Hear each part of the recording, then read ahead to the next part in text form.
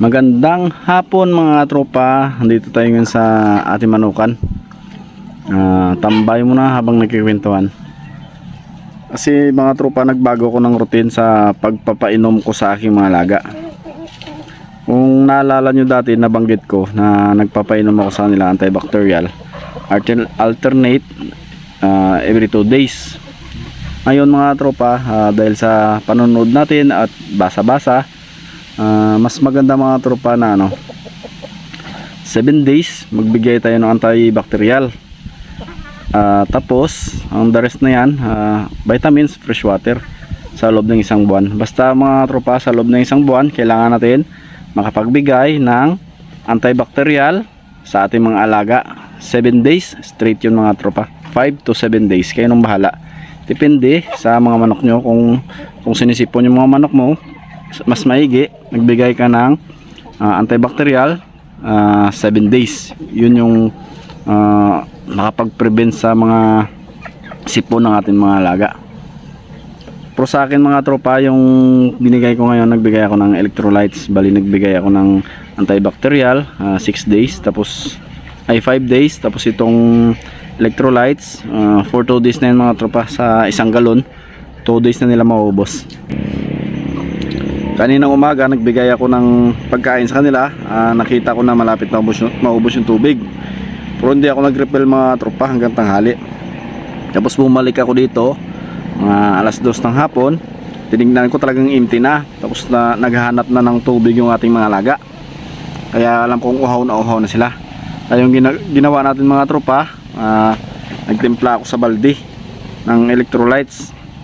Bali yung balde natin, yung capacity niya nasa 8 liters din.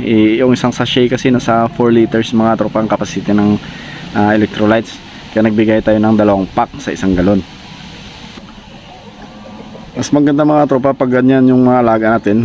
Kailangan talagang sa umaga painumin mo sila, tapos kunan mo.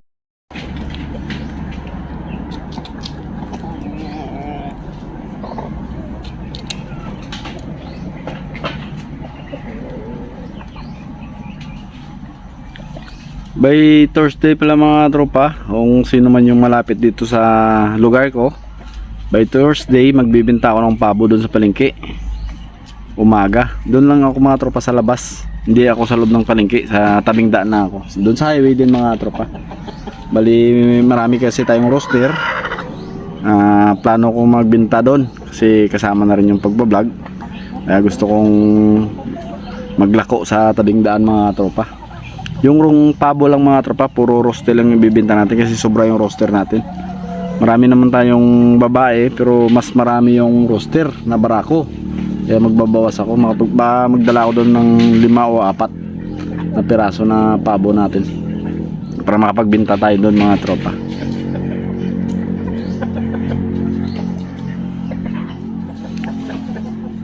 Yan yung mga alaga natin mga tropa. Ang ganda pagmasdan talaga pag marami kang alaga, lalo na matataba. Pero mga tropa, alam nyo ba na nung una akong naghalaga, talagang siyempre wala pa akong karanasan maggalaga mga tropa Kumbaga nagsubok ako. Nagsimula ako sa sisiw mga tropa, pero nagkasakit yung mga alaga ko dahil hindi ko alam kung anong way, kung paano sila alagaan. Wala pa akong karanasan. Nakikita kong masipon na yung mga sisiw ko, pero nagbibigay lang ako ng vitamins. Akala ko pag nagbigay ka ng vitamins, magiging okay na yung alaga mo na sisiw. Hindi pala ganun yun mga tropa.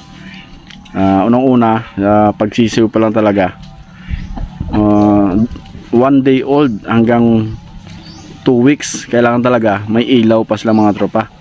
Tapos yung space nila, talagang dapat yun yung kayang i-occupy yung init para hindi malamigan yung mga sisiw mga tropa. Yun yung mali natin mga tropa. Kaya pag nag-alaga tayo ng sisiw, wala pa tayong karanasan, wala pa tayong experience, yun talaga yung dapat natin gawin mga tropa. Yung kailangan sa mga sisiw, may ilaw. 1 week to 2 weeks, yun yung kailangan natin mga tropa, para hindi lamigin yung sisiw natin. Kasi pag nilamig yung sisiw natin mga tropa, talagang magkakasakit, maniwala kayo. Tapos after 2 weeks, pwede nyo na sila tanggalan ng ilaw mga tropa. kakayanin nila yung lamig. Tapos dapat pag lumaki rin yung sisiyo, dapat lumalaki rin yung space, hindi rin siya crowded. Kasi nung palaki na yung mga sisiyo ko mga tropa, nagtutusikan, igawa na ang crowded, tapos nagbibigay ka ng mga pagkain pero kulang pala sa kanila, hindi sila nabubusog kasi dami nila. Kaya lesson learn na rin yun mga tropa. At least may mga ideya na tayo kung paano mag-alaga ng mga heritage or native chicken. Kaya ano ko ng mga kulungan dito mga tropa, naglagay ako ng mga extra kulungan dito. Yung isa bakante ito mga tropa, ito yung sa dulo, bakante yan. Pero yung tatlo na yan may laman yun. Yan, mga native din natin. Tsaka mga silky chicken.